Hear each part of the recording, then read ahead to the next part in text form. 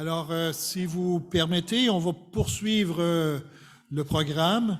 Il me fait plaisir de vous présenter Manuela Cesse, qui est chargée de projet chez Valores.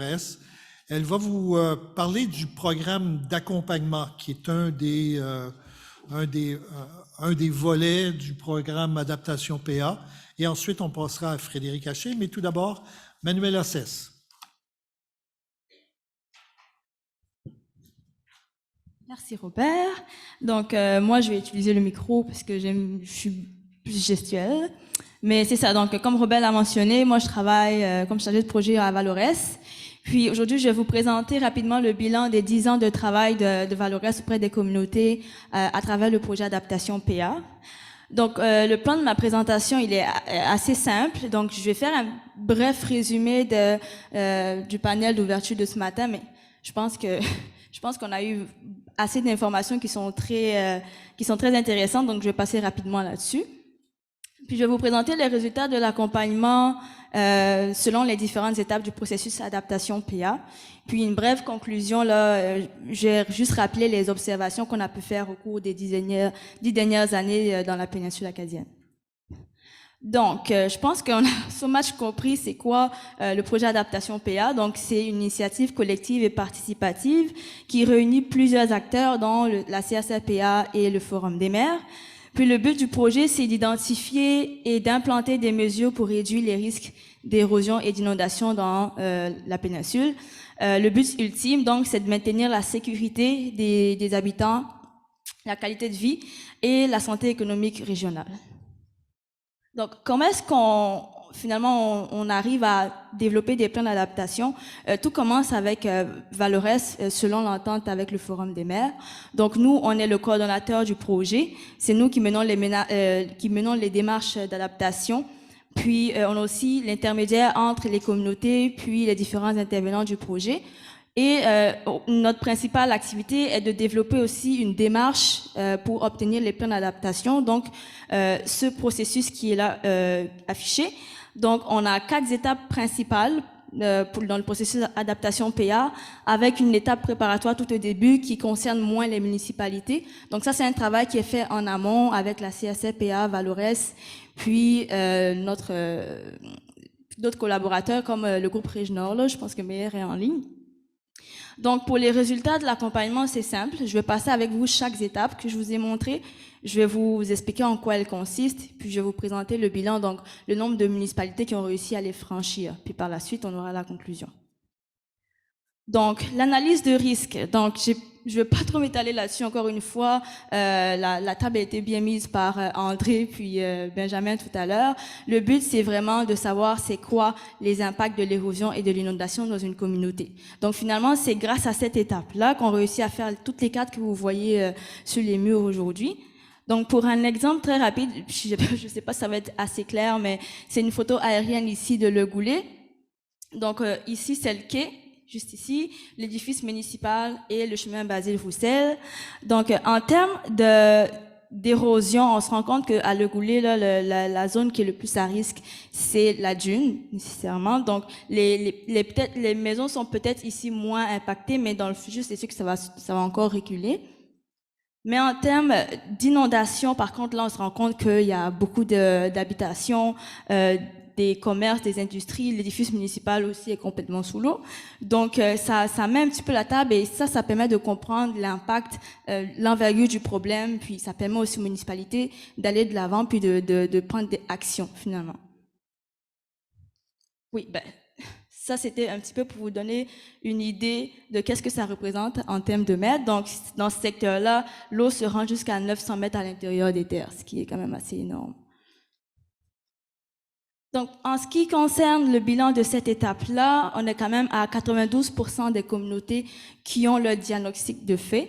Il me semble qu'il reste les communautés de Pokchedi, puis Taboussintac, en tout cas dans le cadre du projet adaptation PA qui n'ont pas encore leurs données, mais dans les prochaines années, ça va être fait.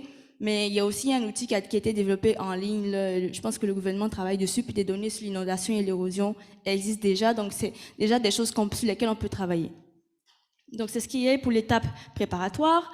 Puis, une fois finalement qu'on sait c'est quoi les impacts dans la municipalité, là, on peut approcher la municipalité pour commencer le processus.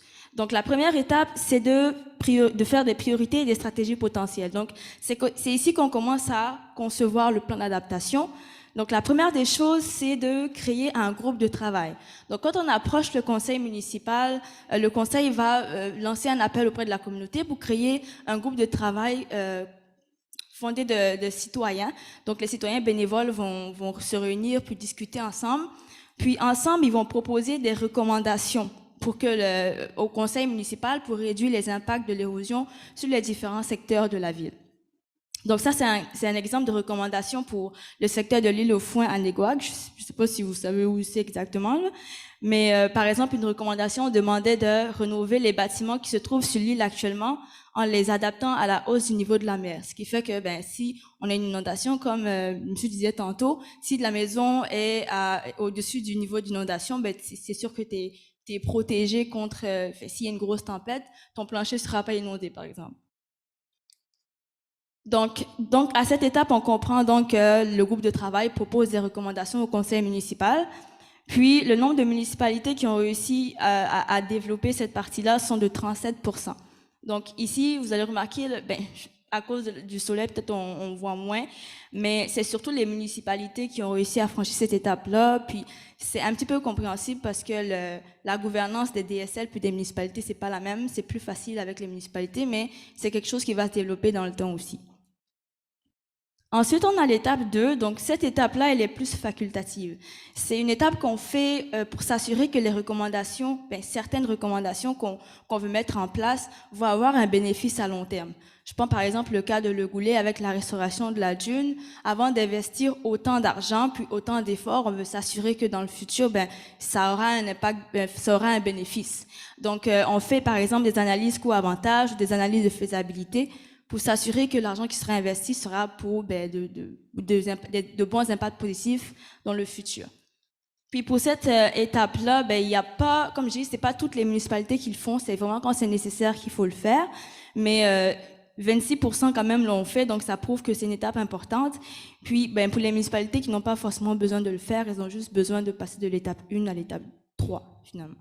Puis on passe donc à l'étape 3. Donc, l'étape 3, c'est vraiment l'étape où on développe le plan d'adaptation, on le rédige, puis on le soumet à la municipalité.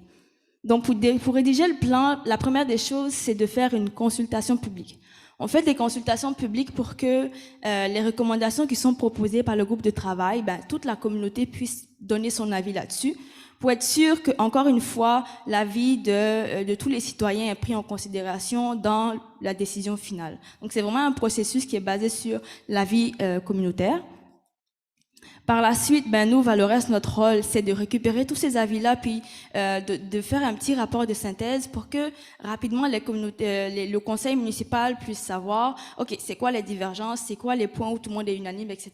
Où est-ce qu'il faut travailler encore. Puis à partir de là, nous, on rédige un rapport final avec des recommandations que le conseil aura décidées. Puis c'est ainsi que le plan finalement va être disponible sur notre site internet.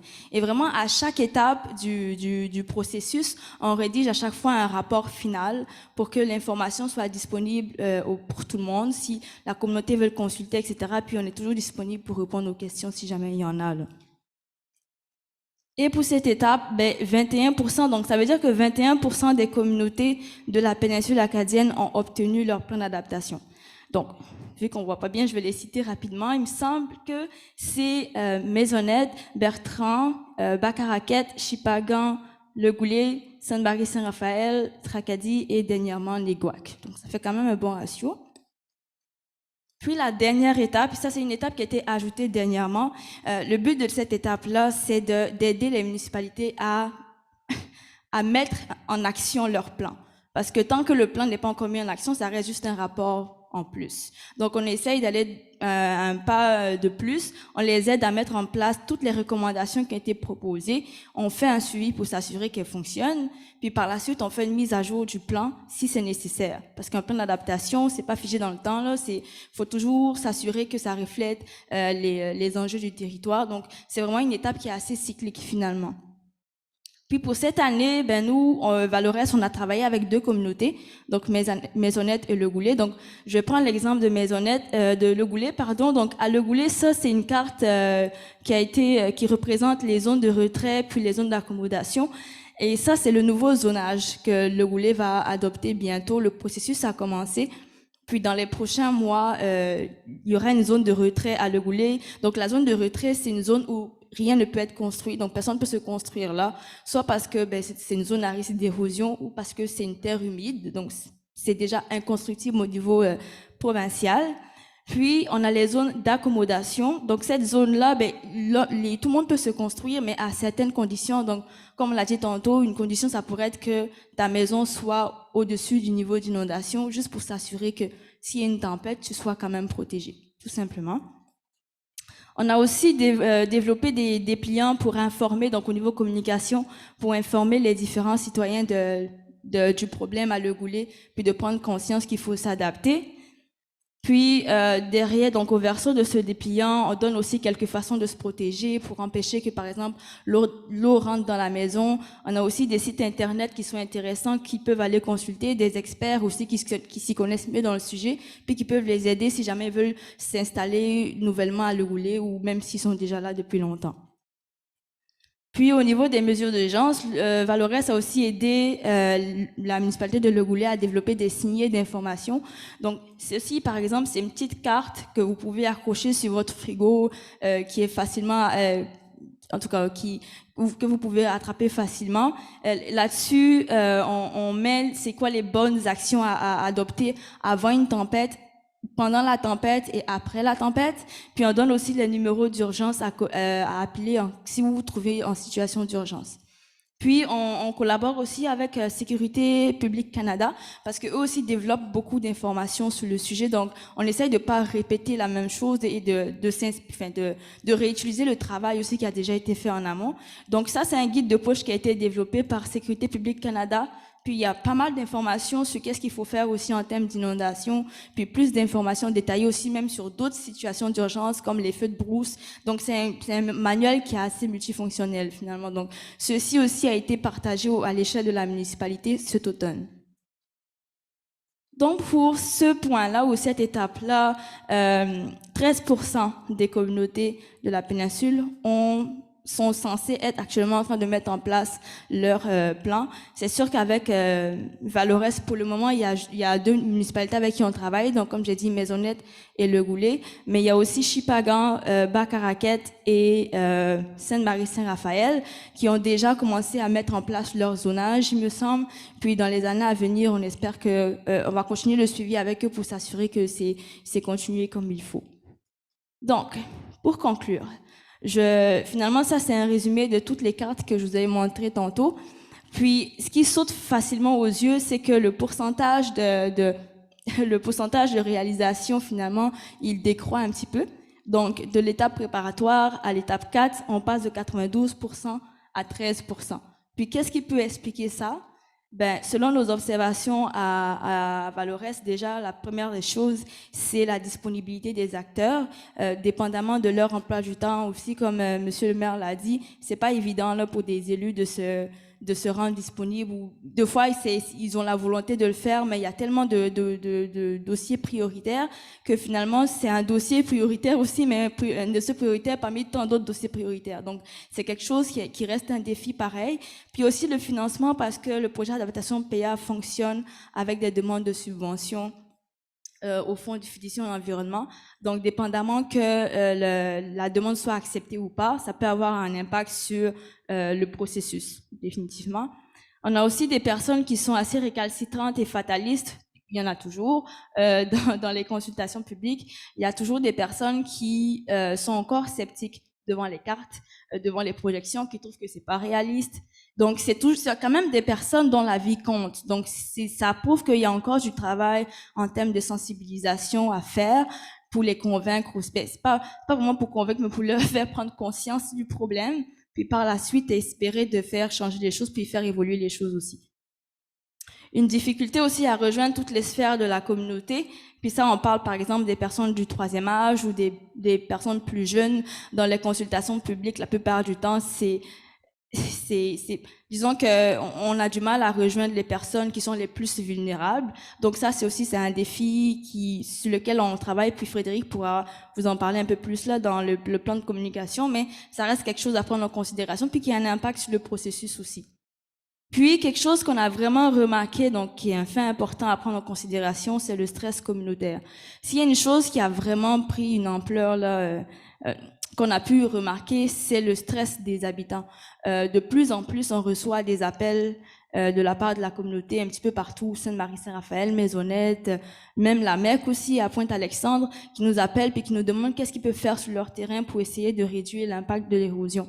Donc, on est vraiment content là que l'intérêt des décideurs, les gens veulent vraiment faire quelque chose. Hein. Comme on a dit, là, les maires, les CSR, le gouvernement aussi fait des efforts à son niveau pour pouvoir arranger la situation. Même avec les fonds fiduciaires pour l'environnement, on a beaucoup de soutien, même non seulement le soutien financier, mais aussi le support scientifique, parce qu'à tout moment, on discute avec Robert Capozzi là, pour avoir plus d'informations, puis il est vraiment ouvert à la discussion. Donc ça, le but finalement de ma présentation, c'est vrai que c'est pour montrer que les communautés font des efforts quand même. Il y a du travail qui est effectué. Toutes ces cartes qu'on voit sur le mur là, elles ont été faites par beaucoup de personnes qui ont mis de l'huile de coude et c'est quand même bien de le souligner. Mais il faut aussi continuer le travail. Puis on espère que dans les années à venir, on pourra vous montrer encore plus de résultats que ça.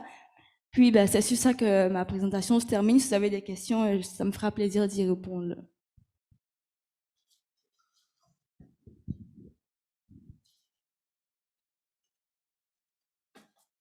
Est-ce que vous voulez passer à la période des questions maintenant ou on va... Là? On peut passer à la présentation à Frédéric Haché, qui est chargé de projet du programme. C'est plus axé sur le programme en communication. Donc, Frédéric, merci beaucoup.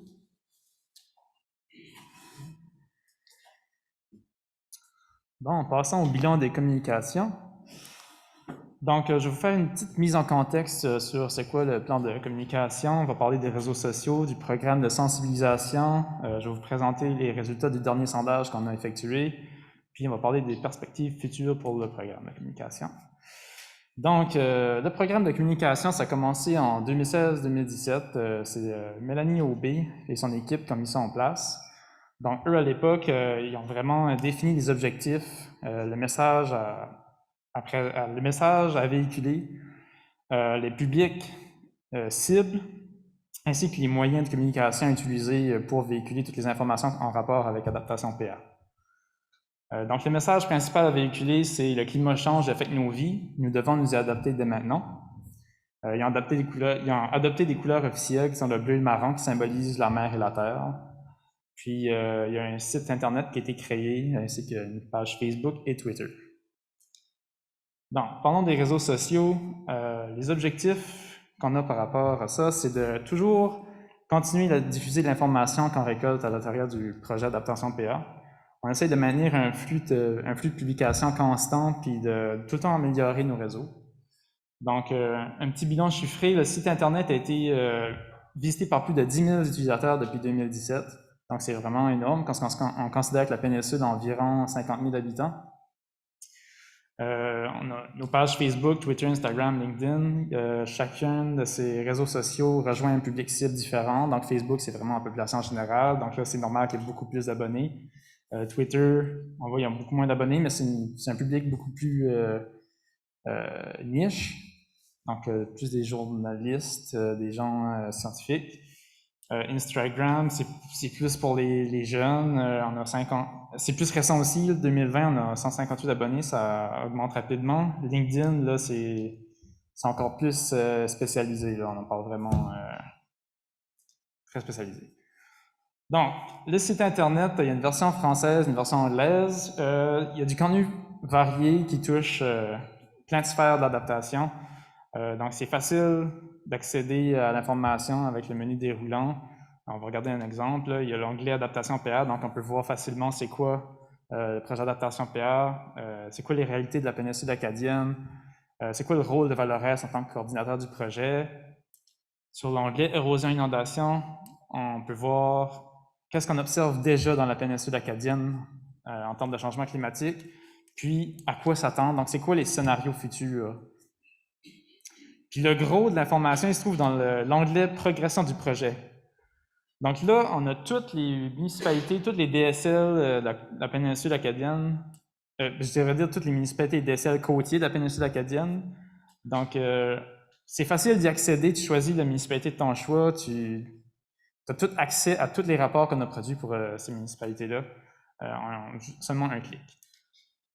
Donc, quelques statistiques, on peut voir que la grande majorité, sans surprise, des utilisateurs viennent de la péninsule acadienne, mais on peut aussi constater que Montréal, Moncton, Fredericton, Bathurst, des villes de l'extérieur qui se retrouvent avec quand même une grosse proportion des utilisateurs qui viennent de là. Donc, on voit que c'est important notre projet, c'est pas juste pour la péninsule acadienne, il y a des gens vraiment un peu partout qui viennent voir nos données et la façon de faire. Puis il y a une grosse proportion que c'est autre. Donc là, c'est vraiment des villes un peu partout dans le monde. Il y a une petite ville en Suisse, une ville en Nouvelle-Zélande. Quand même beaucoup qui viennent aussi des villes aux États-Unis qui servent la version anglaise d'Internet. Donc c'est vraiment intéressant. Du côté du programme de sensibilisation, bon, les objectifs, c'est toujours d'augmenter la visibilité du projet. On veut sensibiliser les citoyens à la problématique du changement climatique, puis on veut qu'ils soient au courant des problèmes d'érosion, des risques d'inondation qui sont dans la région. Puis on veut leur faire connaître les méthodes d'adaptation d'ici et d'ailleurs, que c'est pas toujours facile pour quelqu'un de s'informer sur ces sujets-là. Donc, dans nos moyens de communication, au fil du temps, on a développé des signets qu'on partage à chaque occasion. On a un kiosque mobile qui est présentement dans le corridor. Donc, parmi d'autres méthodes utilisées, on a fait des chroniques à la radio. On a une vidéo sur les risques d'inondation qui ont été produits, une vidéo sur les stratégies d'adaptation. On a fait diffuser ces vidéos-là dans les cinémas de la péninsule acadienne. Il y en a une qui est passée à la télévision. On fait de l'affichage dans les journaux municipaux. Puis on a aussi enregistré des capsules informatives qui ont été diffusées à CKRO, CJVA, CKLA, donc les radios les plus populaires dans la péninsule. Notre équipe est passée aussi à la télévision, à Radio-Canada, pour répondre à des questions sur l'érosion. On a fait de l'affichage dans certains téléviseurs commerciaux de la péninsule. Donc, par exemple, il y en a un au Pizza Delight ou Dixilia Caraquette, là, que tu vois toutes sortes de publicités locales. On a participé plus récemment à un podcast étudiant avec l'Université de Moncton. Puis, on a fait une présentation à l'Académie Sainte-Famille cet été. De 2017 à 2019, il y a eu un groupe d'ambassadeurs. Donc, ce groupe-là, c'était des citoyens d'un peu partout de la péninsule qui étaient appelés à venir représenter le projet, présenter le projet un peu partout. On leur fournissait les outils qu'ils avaient besoin. Donc, la présentation PowerPoint, le dépliant, les dernières informations par rapport au projet, des projecteurs, etc. Donc, on peut voir qu'ils ont fait quelques présentations dans la région. Dans nos plus gros outils qu'on a développés avec le temps, il y a le magazine Adaptation PA. Donc ça, c'est vraiment un résumé du site web. Il y a beaucoup d'informations sur c'est quoi le projet, beaucoup d'informations sur les stratégies d'adaptation, les prédictions futures.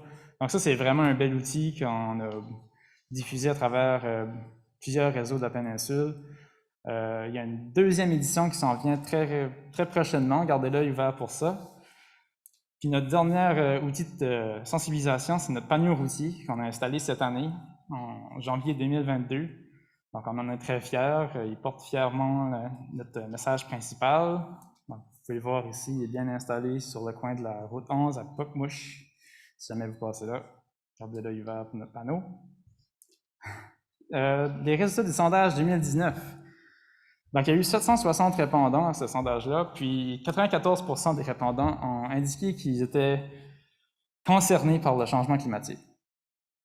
La grande majorité souhaiterait recevoir plus d'informations par rapport au changement climatique, puis ils veulent aussi faire des actions au niveau individuel pour contrer le changement climatique. À quelle fréquence ils veulent recevoir l'information? Là, ça devient plus partagé. Il y en a la moitié environ qui aimeraient ça l'avoir une fois par mois. D'autres, une fois aux 4 mois, une fois par année. Donc, les gens veulent c'est clair que les gens ne veulent pas être bombardés non plus d'informations. On leur a demandé c'est quoi les changements climatiques qui ont le plus remarqué dans la péninsule acadienne. Puis donc les deux principaux, c'est l'érosion et les inondations. Nos principaux aléas quand on attaque dans le projet d'adaptation PA. Mais on peut aussi voir la sécheresse puis les températures plus chaudes. Les perspectives futures pour le plan de communication, ben c'est sûr qu'on veut continuer à développer notre présence sur les médias sociaux. On veut relancer la tournée du kiosque parce qu'il ne s'est pas beaucoup promené à cause dernièrement de la pandémie de COVID. C'était difficile un peu de se promener avec ça. Puis on veut effectuer davantage d'ateliers avec le public, donc des présentations dans des écoles. On aimerait ça faire des ateliers sur l'érosion, l'inondation, qui vraiment des activités avec les citoyens qui peuvent participer, qui se servir de leurs mains pour vraiment apprendre à l'échelle individuelle quoi faire. C'est sûr qu'on veut poursuivre nos efforts pour atteindre toutes les sphères de la communauté, donc de façon plus ciblée. Puis on va poursuivre les mesures d'impact de sensibilisation via nos sondages et d'autres outils qu'on va développer. Donc je vous remercie beaucoup. On est prêt à la période de questions.